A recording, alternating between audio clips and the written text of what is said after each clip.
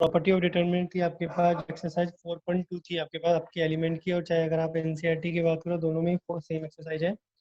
Exercise 4.2 आपकी वो पूरी डिलीट हो गई आपके पास। इसके अंदर प्रॉपर्टी पे बेस आपका कोई क्वेश्चन अब नहीं पूछा जाएगा आपके पास।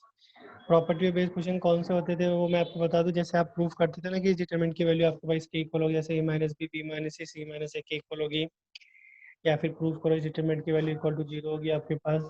इस टाइप के जो प्रॉपर्टी पे बेस क्वेश्चन थे आपके पास वो आपसे नहीं पूछे जाएंगे आपके पास।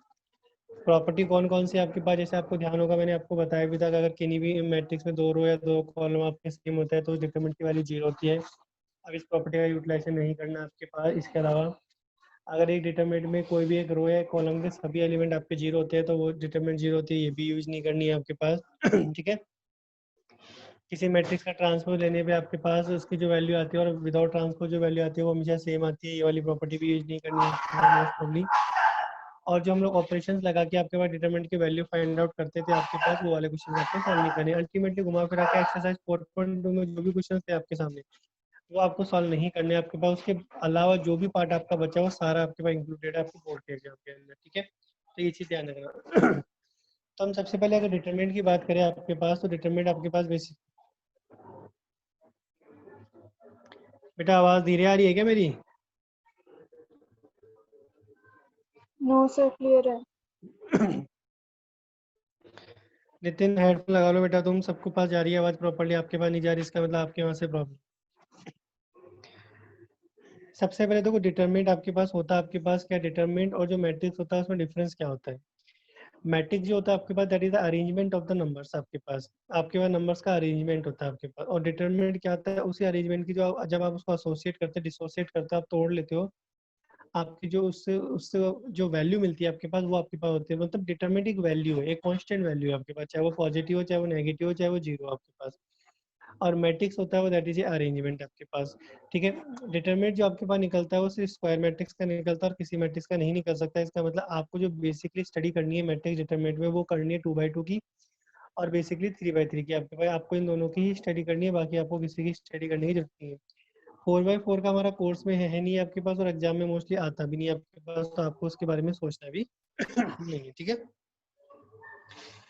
अब जो डिटरमिनेंट आपके पास, जैसे मैंने आपसे कहा आपके पास डिटरमिनेंट आपके पास क्या होती है, जैसे इसमें डेफिनेशन में बता भी रखा है आपके पास, अगर आप देखोगे ये ऊपर का जो आपका पार्ट बता रखा है आपके पास वो शॉर्ट में बता रखा है आपके पास कि दो लीनियर इक्वेशंस आपके पास जो होती है ना, जो आप लोगों ने क्लास 10 में पढ़ी भी थी, दो वेरिएबल में आपके पास जैसे a1x plus b1y is equal to c1 है, a2x plus b2y is equal to c2 है। तो आप दो जो लीनियर इक्वेशन होता है हम उसको डिटरमिनेंट के फॉर्म में ब्रेक कर सकते हैं। कैसे कर सकते हैं, जो आपके पास वेरिएबल के कांस्टेंट होते हैं उनसे हम एक मैट्रिक्स बना लेते हैं, आपके पास वो एक वेरिएबल्स होती है उससे एक मैट्रिक्स बना लेते हैं, और जो कांस्टेंट हम होते हैं उससे मैट्रिक्स बना लेते हैं। और जब आप इनको आपस में मल्टीप्लाई करोगे तो आपको वही चीज़ मिल जाएगी आपके पास जो आपकी इक्वेशन है आपके पास। ठीक है। तो एक चीज़ ये ध्यान रखना है, जो डिटरमिनेंट निकलता है वो मैट्रिक्स का ही निकलता है। तो आप ये मत सोचना कि मैट्रिक्स एक अलग चीज़ है आपके पास, मैट्रिक्स और डिटरमिनेंट ऑलमोस्ट सेम चीज़ ही होती है, बस डिफरेंस ये होता है कि वो आपके पास अरेंजमेंट ऑफ एलिमेंट होता है आपके पास, और ये आपके पास वैल्यू होती है आपके पास। ठीक है। अब डिटरमिनेंट की अगर हम सबसे पहले बात करें सिंबल की आपके पास, तो आप इनको किन किन सिंबल से यूज कर सकते डिनोट कर सकते हैं। डेल्टा यूज किया जा सकता है आपके पास, आपको कई जगह डेल्टा मिलेगा। ठीक है। अगर आपका मैट्रिक्स ए है तो उसके डिटरमिनेंट को मोड ऑफ ए से शो किया जाता है आपके पास। यहाँ पे मोड ऑफ ए का मतलब मॉडुलस नहीं है, ये चीज़ ध्यान रखना, क्योंकि अगर आप मॉडुलस समझ लोगे तो फिर आपके दिमाग में एक चीज़ रहेगी कि डिटरमिनेंट की वैल्यू तो हमेशा पॉजिटिव आनी चाहिए, तो ऐसा कुछ नहीं है, डिटरमिनेंट की वैल्यू नेगेटिव भी आराम से निकल कर आती है आपके पास। ठीक है। इसके अलावा इसको डेट ऑफ ए भी आप रिप्रेजेंट कर सकते हो इस तरीके से। तो आपके पास रिप्रेजेंट करने के ये तीन वे आपके पास, आपको तीनों में से कोई भी वे मिल सकता है। आपके पास डेल्टा भी मिल सकता है, आपके पास मोड ऑफ ए भी मिल सकता है, आपके पास डेट ऑफ ए भी आपके पास मिल सकता है आपके पास। तो आप इन तीनों में से किसी से भी रिप्रेजेंट कर सकते हैं आपके पास। ठीक है। नॉर्मली डिटरमिनेंट को जो हम लोग शो करते हैं मैं यहाँ आपके पास, तो हम उसको दो पैरेलल लाइन से शो करते हैं इस तरीके से। मतलब इसके अंदर हमने लिख दिया 4 5 8 9। ठीक है। क्योंकि जो मैट्रिक्स होती थी उसके लिए हम नॉर्मली या तो ये वाला ब्रैकेट यूज करते थे आपके पास, मैंने कल आपको बताया भी था, या फिर हम नॉर्मली इस वाले ब्रैकेट को यूज करते थे आपके पास।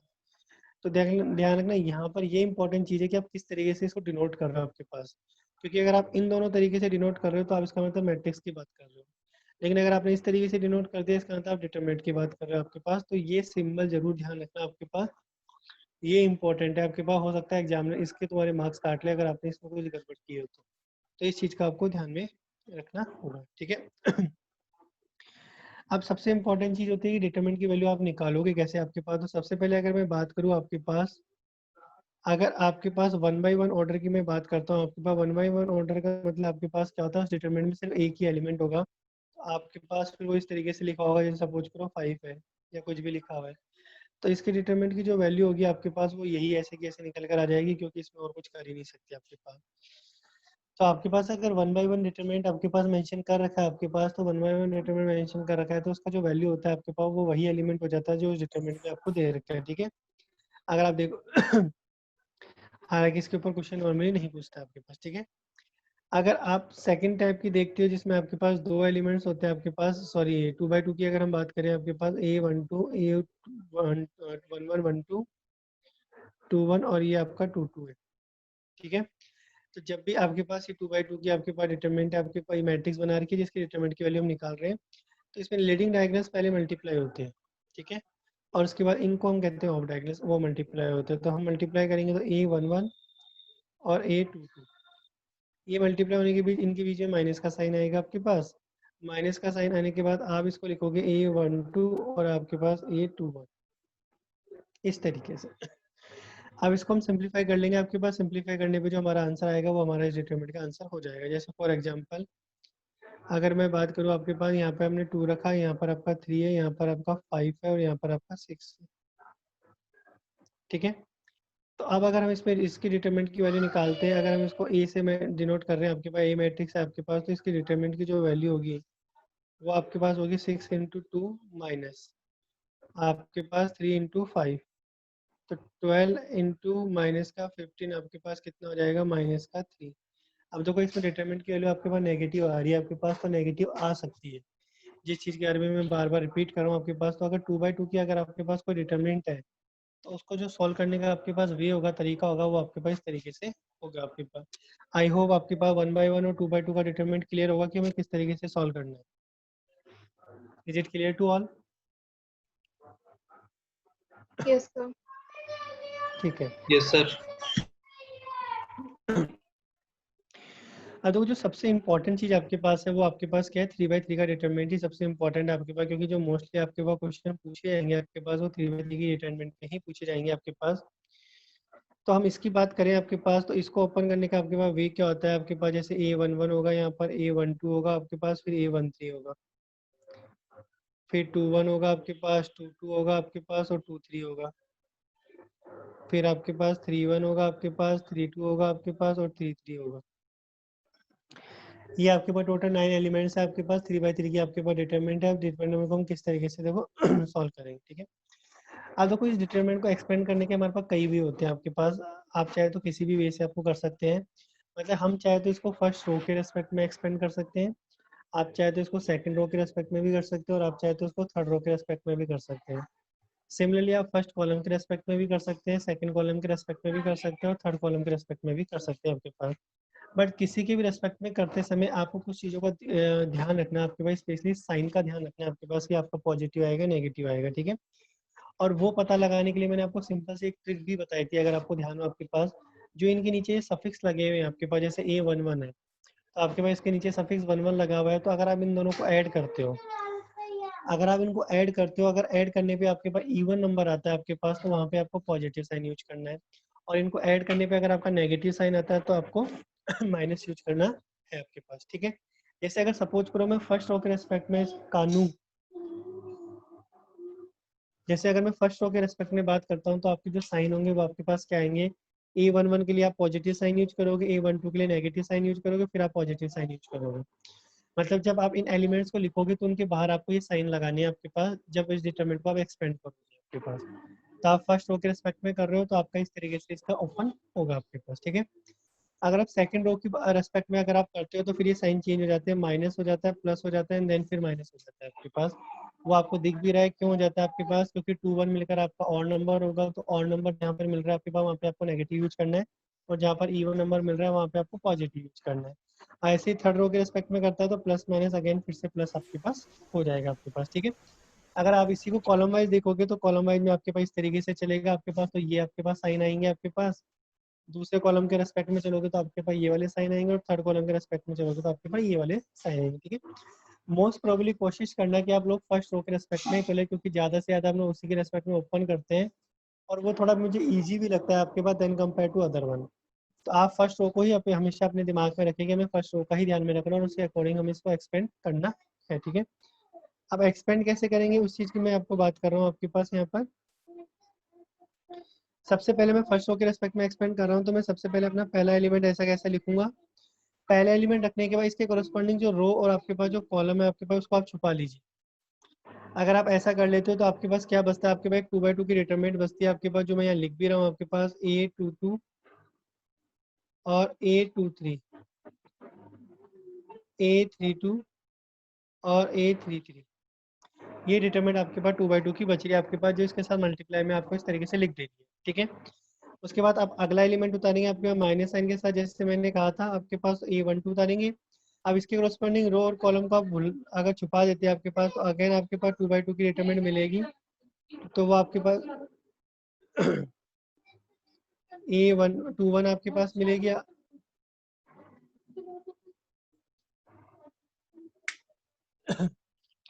तो अगर इसके कोरस्पॉन्डिंग अगर हम देखते हैं आपके पास, तो आपको A21 मिलेगी, आपके पास A23 मिलेगी, आपके पास आपके पास 31 मिल रही है और आपको A33 मिल रही है आपके पास। ये आपके पास इसकी 2x2 की डिटरमिनेंट आ गई। ऐसे ही आप अगला एलिमेंट उतारेंगे A13 आपके पास।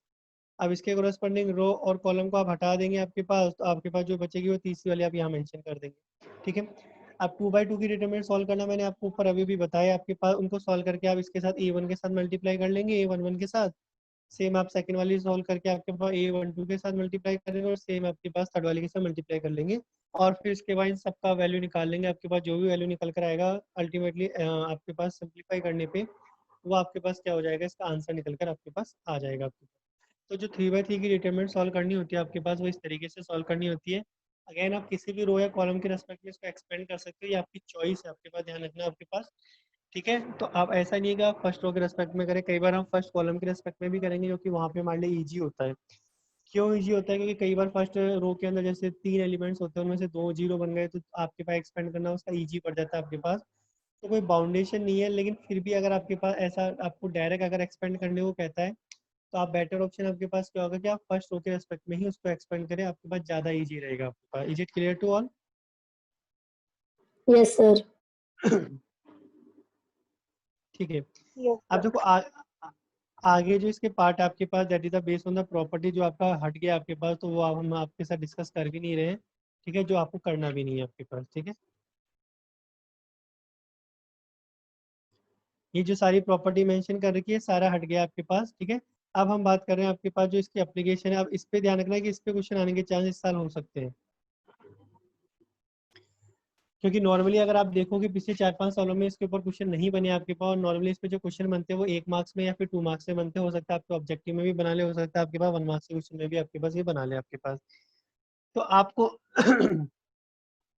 ये आपके पास बेसिकली क्या, आपके पास डिटरमिनेंट की एप्लीकेशन, आपके पास एप्लीकेशन क्या, आपके पास आपको क्लास 11th में हमने एरिया और ट्रायंगल निकालने का एक फॉर्मूला बताया था, जो फॉर्मूला यहाँ पे मेंशन भी कर रखा है आपके पास, जो आपने लर्न किया था, जिसके जरिए आप लोग किसी भी ट्रायंगल का एरिया निकाल सकते थे, अगर आपको उसके 3 कोऑर्डिनेट्स बता रखे थे, तीनों वर्टेक्स के आपके पास कोऑर्डिनेट्स बता रखे थे, ठीक है। इसी चीज को जब आप डिटरमिनेंट में सॉल्व करते हो तो आपको कुछ नहीं करना होता, आपके पास अगर आपको 3 कोऑर्डिनेट्स दिए हैं तो हाफ आपको बाहर लगाना है, ठीक है। हाफ बाहर लगाने के बाद पहले कॉलम में एक्स कोऑर्डिनेट्स को रखना है तीनों के, सेकंड में आपके पास कोऑर्डिनेट्स को रखना है वाई कोऑर्डिनेट्स को, और थर्ड में बाय डिफॉल्ट हमेशा आपका क्या आएगा 1। ये आपकी डिटरमिनेंट की फॉर्म बन गई आपके पास। अब जब आप इस डिटरमिनेंट को सॉल्व करेंगे आपके पास, तो सॉल्व करने पे यही फॉर्मूला बन जाता है जो आपके नीचे यहाँ पे मेंशन भी कर रखा है आपके पास।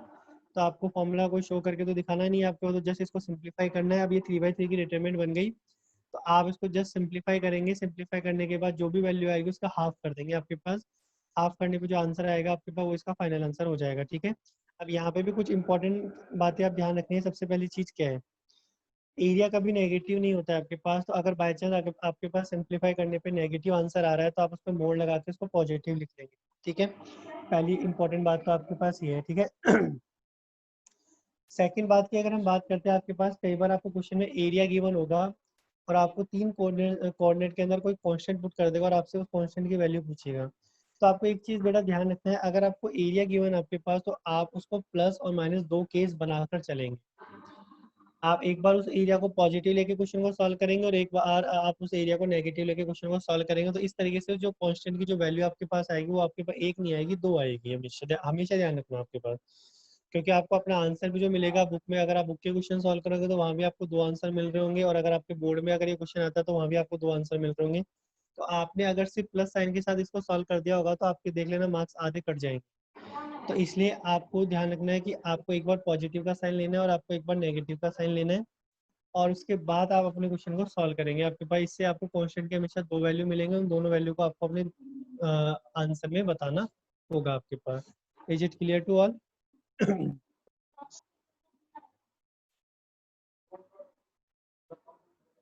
देखो रिपीट करने के लिए कह रहे हैं आपके पास, तो मैं कुछ इंपॉर्टेंट बातें आपके पास बता रहा हूँ। पहली इंपॉर्टेंट बात आपके पास क्या है, आपके पास कि एरिया आपका कभी नेगेटिव नहीं होता है, तो आप कभी भी अपने एरिया को नेगेटिव नहीं करेंगे। आपको अगर आपके पास सिंप्लीफाई करने पे आपका आंसर नेगेटिव आ भी रहा है तो आप उस पर मोड़ लगा के उसको पॉजिटिव मेंशन कर देंगे। जैसे फॉर एग्जांपल आपका सॉल्व करने पे आपका आंसर आपके पास आ रहा है -24 आपके पास, तो आप -24 आंसर नहीं बताएंगे, आप आंसर 24 ही बताएंगे। तो उस पर आप मोड़ का साइन लगा लेंगे, और मोड का साइन लगाने के बाद आप उसको पॉजिटिव बता देंगे आपके पास कि आंसर हमारे पास आ रहा है 24 स्क्वायर यूनिट है आपके पास। ठीक है। सेकंड जो इंपॉर्टेंट बात मैंने आपको बताई है वो आपके पास क्या है, आपके पास कि आपको अगर क्वेश्चन में एरिया गिवन हो और आपको अपने तीनों कोऑर्डिनेट में कोई कांस्टेंट गिवन है आपके पास, और आपको उस कांस्टेंट की वैल्यू पूछी जाती है आपके पास, तो उस वैल्यू को आप निकालेंगे कैसे। तो मैंने आपको ये बताया कि अगर आपको एरिया ऑलरेडी गिवन है क्वेश्चन में, तो उस केस के अंदर आप क्या करेंगे, उस केस पे आप एरिया को एक बार पॉजिटिव लेंगे तो आपके पास एक कांस्टेंट की वैल्यू आएगी, और एक बार आप उस एरिया को नेगेटिव लेंगे आपके पास तो आपको दूसरे कांस्टेंट की वैल्यू मिलेगी आपके पास। तो आप ऐसा करेंगे तो आपको दो कांस्टेंट का वैल्यूज मिलेगा, और दोनों ही आपके आंसर होंगे। ये आपको करना है, ये मैं कह रहा था आपके पास। नाउ नितिन क्लियर है आपको ये?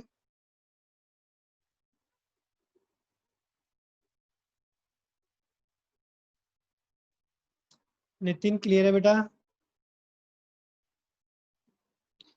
आप देखो इसी के साथ में आपको कुछ एक चीज और पूछ सकती है आपको, कोलिनियर का अगर आपको कंडीशन पूछता है आपके पास यहाँ पर कोलिनियर क्या करेंगे, तो आपको अपनी वो वाली कंडीशन नहीं अप्लाई करनी जो क्लास 11 में आप अप्लाई करते थे। यहाँ पर क्या होगा, आपका x1 x2 आपका x3 रहेगा, दिस इज y1 y2 और y3 रहेगा। ठीक है, और ये 1 1 रहता ही, आपको इसको इक्वल टू 0 पुट कर देना है बस। मतलब अगर आपको तीन कोऑर्डिनेट्स कहता है आपके पास और कहता है कि कोलिनियर प्रूफ करो, तो आपको क्या करना है, उन तीनों से डिटरमिनेंट बनानी है इस तरीके से, और ये डिटरमिनेंट बनाने के बाद इसको सिंप्लीफाई करने पे आपके पास वो इक्वल टू 0 आ जानी चाहिए। अगर वो आपके पास इक्वल टू 0 आ जाती है आपके पास, तो इसका मतलब आपका कोलिनियर हो गया, अदरवाइज वो कोलिनियर नहीं है आपके पास। ठीक है, तो ये कोलिनियर की कंडीशन अगर आपको पूछता है तो आप इस तरीके से इसको अप्लाई कर सकते हैं। ठीक है, एक चीज में और पूछता है आपके पास, आपको दो कोऑर्डिनेट दे देगा आपके पास x1 y1, दूसरा आपको b दे देगा आपके पास x2 y2, और आपको कहेगा कि एक स्ट्रेट लाइन है जो इन दोनों पॉइंट से पास हो रही है, तो उसकी इक्वेशन बताइए कि उसकी इक्वेशन क्या होगी। तो बेटा अगर आपको इस टाइप का कोई क्वेश्चन पूछता है तो तीसरा point c x comma y आप अपनी तरफ से उस पर एज्यूम करोगे। क्यों? ये आपके पास जो पॉइंट होता है that is the arbitrary point होता है, आपके पास आर्बिट्री वेरिएबल पॉइंट होता है आपके पास, जो हर स्टेट लाइन के ऊपर होता ही होता है। तो आपको अगर दो पॉइंट गिवन है तो तीसरा पॉइंट आप क्या करेंगे, आप अपनी तरफ से एज्यूम करेंगे, तो आपको तीन पॉइंट मिल गए। अब क्या होगा, ये तीनों पॉइंट आपके पास एक ही स्ट्रेट लाइन पे लाई कर रहे हैं, इसका मतलब तीनों पॉइंट आपके पास क्या हो गए, कोलिनियर। अगर कोलिनियर हो गए तो आप इसे डिटरमिनेंट बनाओगे x1 x2 x y1 y2 y1 equal to 0। आप इस तरीके से बना के इक्वल टू 0 पुट कर देंगे तो आपके पास आपकी इक्वेशन निकल के आ जाएगी एक्स और वाई में, वो आपके पास आंसर हो जाएगा आपके पास। Is it clear to all?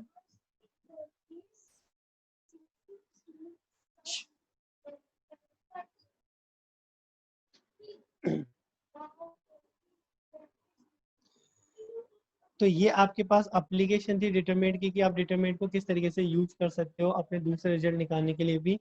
तो अब हो सकता है इसके ऊपर आपके पास क्वेश्चन बन जाए, चाहे वो 1 मार्क्स में बन रहा हो, चाहे आपके पास 2 मार्क्स में बन रहा हो, आपके पास 1 या 2 मार्क्स में किसी में भी बन सकता है।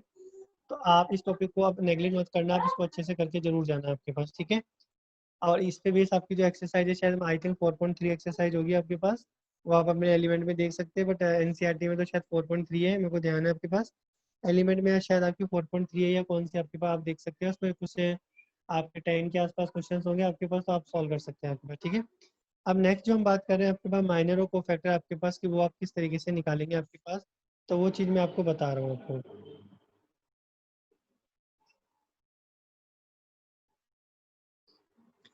देखो माइनर और कोफैक्टर की अगर हम बात करते हैं तो माइनर और कोफैक्टर आपके मैट्रिक्स के निकलते हैं आपके पास, और वो हर एक एलिमेंट के निकलते हैं आपके पास। तो मैं सबसे पहले माइनर की बात कर रहा हूँ कि आप अपने किसी भी मैट्रिक्स के माइनर को आप किस तरीके से निकालोगे आपके पास, और निकालने का आपके पास वे आपके पास क्या है, ठीक है। तो मैं इसको स्क्रीन पे शो कर रहा हूँ आपके पास। अगर आपके पास 2x2 की मैट्रिक्स, पहले मैं 2x2 का ले रहा हूँ एग्जांपल, आपके पास जैसे 2 है, 3 है, 4 एंड 5 है। अब अगर आप देखोगे 2x2 की मैट्रिक्स आपके पास 2x2 की मैट्रिक्स में आपके पास नंबर ऑफ एलिमेंट कितने हैं, आपके पास 4 है आपके पास। अब नंबर ऑफ एलिमेंट आपके पास 4 है, तो आपके पास चारों एलिमेंट के माइनर निकलेंगे आपके पास, ठीक है। पहला एलिमेंट जो आपका 2 है, आपको अगर ध्यान हो तो हम इसको रिप्रेजेंट करते थे A11 से, ठीक है।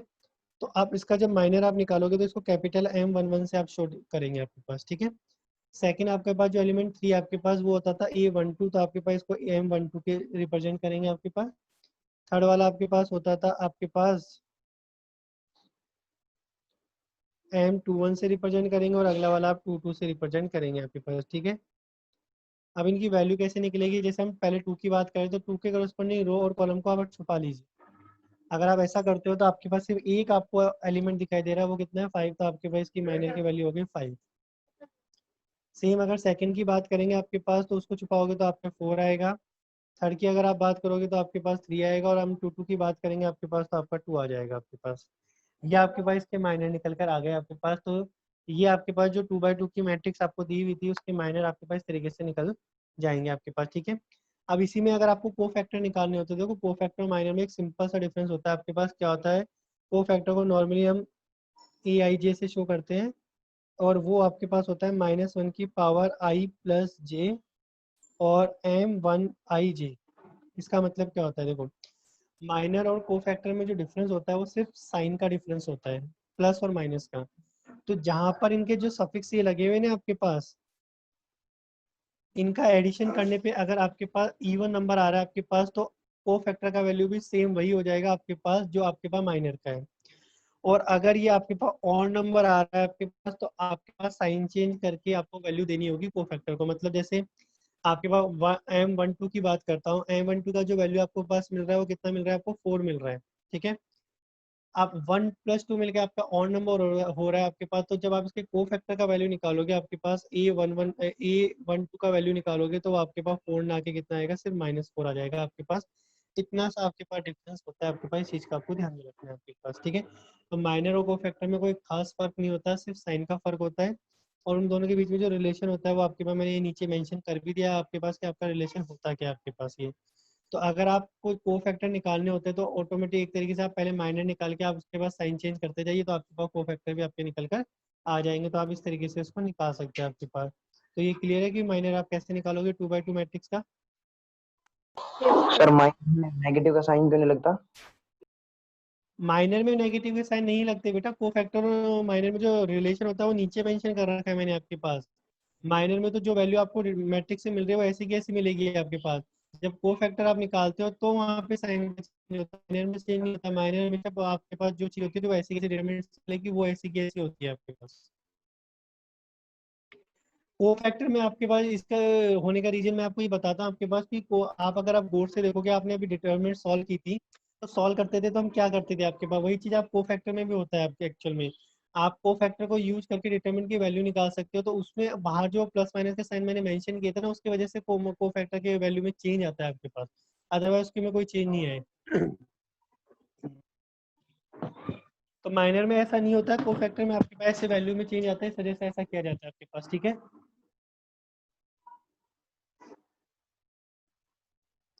तो ये 2x2 का आपके पास माइनर था, आप इस तरीके से निकाल सकते हो। 3x3 का भी आपको इसी तरीके से निकालना है आपके पास।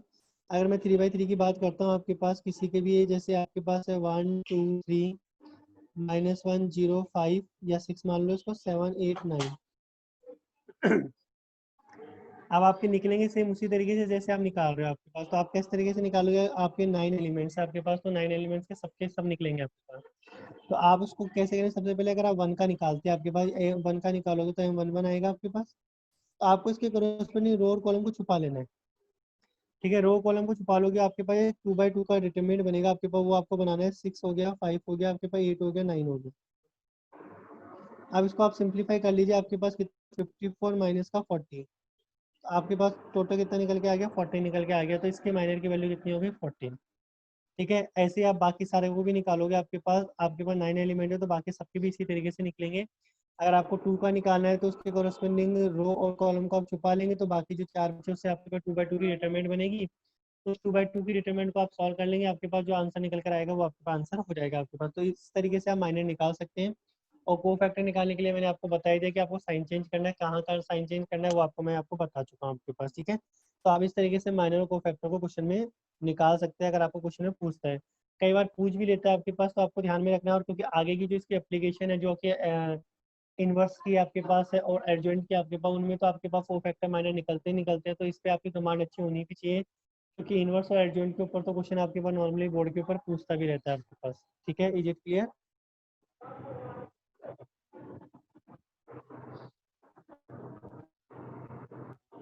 बेटा क्लियर है? Yes sir. नहीं मनीष, 2 का मल्टीपल क्यों होगा, कुछ ही मल्टीपल नहीं होगा आपके पास। आप जब माइनर को फैक्टर निकाल रहे हैं तो आपके पास वो चीज़ उसमें मल्टीप्लाई नहीं होती है। ये जब डिटरमिनेंट की वैल्यू निकालते हैं तभी होता है सिर्फ।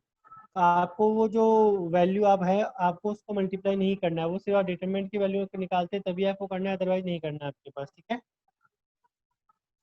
अब आपके पास जो एडजॉइंट ऑफ ए होता है आपके पास, वो आपके पास क्या होता है, अगर एडजॉइंट ऑफ ए की बात करें, आपके पास एडजॉइंट ऑफ ए, अगर किसी के मैट्रिक्स का एडजॉइंट ऑफ ए निकालना है तो आपको सबसे पहले क्या निकालना है, उसको कोफैक्टर निकालने और कोफैक्टर से आपको उसकी मैट्रिक्स बनानी है, जैसे ये बना रहा हूँ मैं।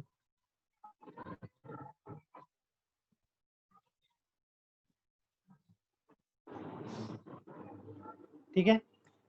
तो मतलब आपको करना होगा, क्या होगा आपके पास, अगर आपको किसी भी मैट्रिक्स का एडजॉइंट ऑफ ए निकालने को कहता है तो सबसे पहले आप क्या करोगे, उसके कोफैक्टर निकालोगे। आपके पास सबसे पहला काम होगा कोफैक्टर निकालना। कोफैक्टर निकालने के बाद उस कोफैक्टर से आपको मैट्रिक्स बनानी होगी, जैसे मैंने यहाँ पे बना दी। ठीक है। और फाइनली आपको उसका ट्रांसपोज लेना होगा। आपके ट्रांसपोज लेने पे जो आपके पास मैट्रिक्स नहीं बनकर आएगी, वो आपके पास उस मैट्रिक्स का एडजॉइंट ऑफ ए होगा। तो देखो सारी चीजें आपको बता रखी है कि कौन सी चीज कैसे निकालनी है आपके पास।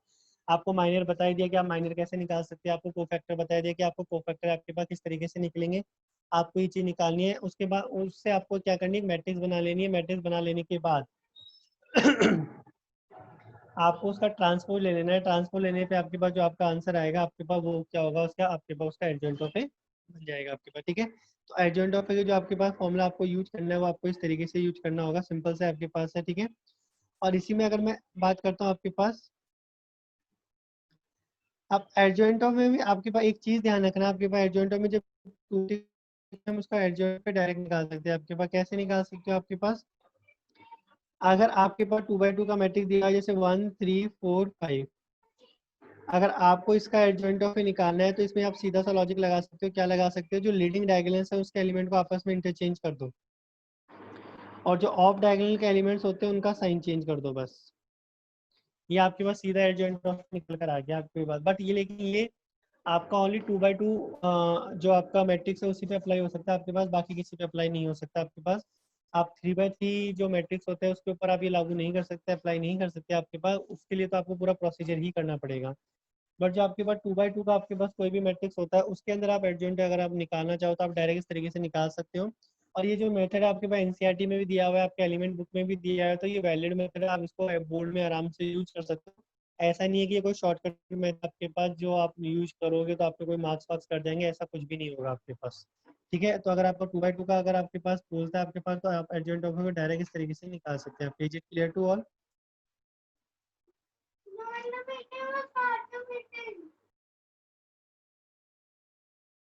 बेटा क्लियर है?